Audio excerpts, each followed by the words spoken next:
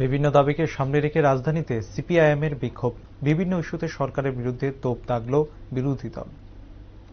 নারী শিশু নিরাপত্তা, আইন শৃঙ্খলা রক্ষা, কাজের ও খাদ্যের ব্যবস্থাপনা সহ বিভিন্ন বিষয়কে সামনে রেখে রাজধানী আগরতলাতে বিশাল আকারে প্রতিবাদ মিছিল সংগঠিত করল রাজ্যের প্রধান বিরোধী দল সিপিআইএম। বৃহস্পতিবার প্রাকৃতিক দুর্যোগকে উপেক্ষা করে পার্টির কার্যালয় থেকে একটি মিছিল বের হয়ে রাজধানীর বিভিন্ন পথ পরিক্রমা করে পরবর্তী সময় প্যারাডাইস চৌমুহনীতে প্রকাশ্য জনসমাবেশ অনুষ্ঠিত হয়। উপস্থিত ছিলেন রাজ্যের বিরোধী দলনেতা তথা সিপিএম রাজ্য সম্পাদক জিতেন্দ্র চৌধুরী, প্রাক্তন মুখ্যমন্ত্রী মানিক সরকার সহ অন্যান্য সিপিআইএম নেতৃত্ব, কর্মী সমর্থকরা। জনসভায় বক্তব্য রাখতে গিয়ে বিরোধী দলনেতা জিতেন্দ্র চৌধুরী বলেন, সম্প্রতি বন্যায় এত ক্ষতিগ্রস্ত হয়েছে রাজ্য, তা সত্ত্বেও কেন্দ্রীয় সরকারের ভূমিকা অত্যন্ত হতাশাজনক।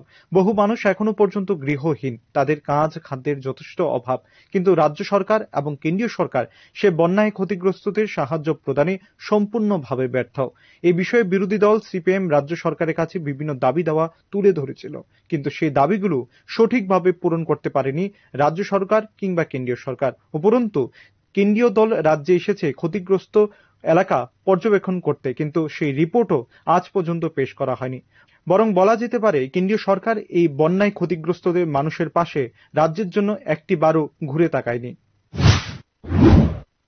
সম্ভব না, সেক্ষেত্রে কেন্দ্রকে এগিয়ে আসতে হবে, কারণ কেন্দ্রীয় সরকার রাজ্যগুলো থেকে পুরো সমস্ত ট্যাক্স তুলে নিয়ে যায়, সেই ট্যাক্সের অংশ দিতে হবে এবং তার জন্য এই রাজ্যকে জাতীয় দুর্যোগ, এই বন্যাকে জাতীয় দুর্যোগ হিসেবে ঘোষণা করতে হবে, যাতে আমাদের কৃষি আবার পুনরুদ্ধার করা যায়, গৃহহীনদের ঘর দেওয়া যায়, যাদের জীবন জীবিকা চলে গেছে তাদেরকে দাঁড় করানো যায়। আমরা প্রস্তাব দিয়েছি, কেন্দ্র সরকার প্রতিনিধিরা ত্রিপুরাজ্যে আসো, সরজমিনে দেখো। আমাদের প্রস্তাব অনুযায়ী ত্রিপুরাজ্যে কেন্দ্র সরকারের টিম এসছে, কিন্তু দুর্ভাগ্যের আজ পর্যন্ত আমরা জানি না সেই টিম কেন্দ্র সরকারকে কি সুপারিশ করেছে, আজ পর্যন্ত আমাদের চোখে পড়েনি। একই সাথে বিরোধী দলনেতা আরো বলেন, রাজ্যের আইন শৃঙ্খলার চরম অবনতি হয়েছে। নারীরা এই রাজ্যে প্রায় প্রতিদিন বিভিন্ন নির্যাতনের শিকার হচ্ছে। সদ্য সমাপ্ত পঞ্চায়েত নির্বাচনে একতরফাভাবে ভোট হয়েছে, আক্রান্ত হয়েছে বিরোধীরা, আর জনপ্রতিনিধি হয়েছে যারা নাকি বিভিন্ন অপরাধে যুক্ত। ফলে স্বাভাবিকভাবে অনুমেয় কিভাবে গ্রামের উন্নয়ন হবে। পাশাপাশি তিনি আরো বলেন, রাজ্যের প্রত্যেকটি দপ্তরে এবং সংস্থায় অসংখ্য শূন্যপদ রয়েছে, কিন্তু রাজ্যের শিক্ষিত বেকার যুবক যুবতীদের সে কর্মসংস্থান প্রদান করতে এই সরকার সম্পূর্ণ ব্যর্থ। নারীর ইজ্জত সুরক্ষিত না কেন?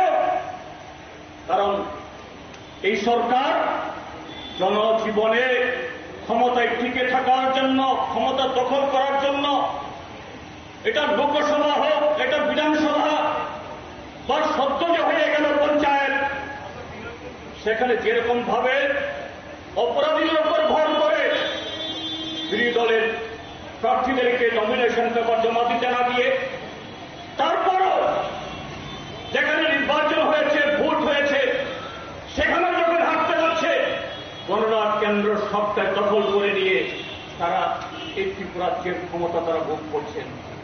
অর্থাৎ অপরাধীদের হাত ধরে, অপরাধীদের ধারা আজকে ত্রিপুরাজ্যের সরকার, কাজে সেই জায়গায় এই অপরাধীদেরকে ধরার জন্য তাদের কোনো সেখানে উদ্যোগ নেই।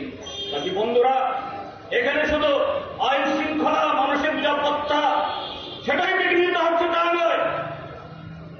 আজকে অর্থনৈতিক ক্ষেত্র দেখুন, কি কর্মসংস্থান, গ্রামীণ বা শহরের যারা নিত্যদিন যাদের কাজ দরকার, বা আমাদের দেশের শিক্ষিত অর্ধশিক্ষিত বেকার যুবক, তাদের জন্য যে জীবন জীবিকার ব্যবস্থা করা দরকার। তাছাড়া বক্তব্য রাখতে গিয়ে প্রাক্তন মুখ্যমন্ত্রী মানিক সরকার বলেন, এত ক্ষয়ক্ষতি হওয়া সত্ত্বেও ন্যূনতম সাহায্য করেনি কেন্দ্রীয় সরকার এই রাজ্যকে। অন্যদিকে যখন গুজরাটে বন্যা হচ্ছে, প্রধানমন্ত্রী দেশের বাইরে থেকেও সাহায্য পাঠিয়ে দিচ্ছেন, কিন্তু ত্রিপুরা সহ অন্যান্য রাজ্যের বিষয়ে একটি শব্দ বলতে শোনা যায়নি প্রধানমন্ত্রীকে, যা প্রমাণ করে কি নজরে দেখছে কেন্দ্রীয় সরকার এই রাজ্যকে। তবে বামপন্থীরা রাজ্যের ক্ষতিগ্রস্ত জনসাধারণের সাহায্যে প্রদানের দাবিতে মাঠে ময়দানে প্রতিবাদ বিক্ষোভ জারি রেখেছে এবং অবিলম্বে সরকার যেন পদক্ষেপ গ্রহণ করে সেই দাবি জানিয়ে আন্দোলন চলতে থাকবে।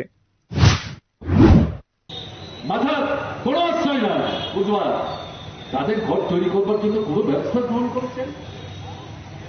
564 কোটি টাকার প্যাকেজ দেখাচ্ছে।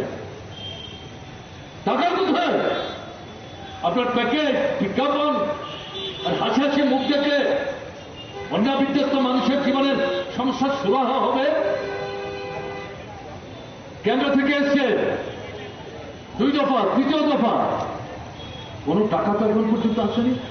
প্রধানমন্ত্রী গুজরাটের বন্যার পর বাইরে ছিলেন, দেশের বাইরে, সেখান থেকে বলছেন গুজরাটের ঘটনার প্রতি আমার নজর আছে, গুজরাটের বন্যা বিধ্বস্ত মানুষের পাশে কেন্দ্রের সরকার আছে, আমি প্রধানমন্ত্রী আছি, খুব ভালো। তো ভারতবর্ষে আরো অন্যান্য রাজ্যেও তো বন্যা হচ্ছে, ত্রিপুরাও বন্যা হয়েছে, আসামেও বন্যা হয়েছে। শুধু গুজরাট তারাই কি ভারতবর্ষের একমাত্র রাজ্য যেখানে বন্যা হয়েছে? প্রধানমন্ত্রী আপনি কিছু কথা বলছেন না কেন? এটা কি দৃষ্টিভঙ্গি? কোন মন্ত্রী তো আছেন এই 1.5-2 মাসের মধ্যে খালি কেন্দ্রের কিছু আমরা তাদেরকে পাঠাচ্ছে। 1-2জন মন্ত্রী তো আপনারা আসতে পারতেন, ঘুরে দেখতে পারতেন। অন্যদিকে এদিনকার এই জনসমাবেশে সিপিআইএম কর্মী সমর্থকদের উপস্থিতি ছিল বেশ লক্ষণীয়। Bureau report, rising Tripura.